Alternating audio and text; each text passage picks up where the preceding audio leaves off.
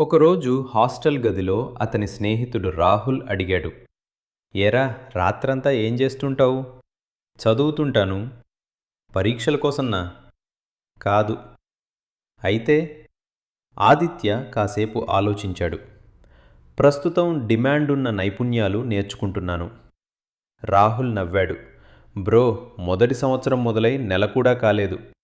ఇప్పుడే ఉద్యోగాల గురించేనా? ఉద్యోగం గురించి కాదు.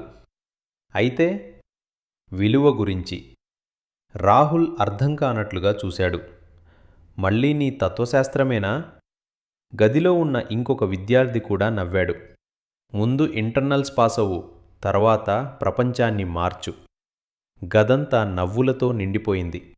ఆదిత్య కూడా నవ్వాడు. కాని తన నిర్ణయాన్ని మార్చుకోలేదు. ఎందుకంటే అతను ఒక విషయం గమనించాడు. ప్రపంచంలో చాలా పెద్ద మార్పులు మొదలయ్యేటప్పుడు అవి ముందు జోక్లాగానే కనిపిస్తాయి.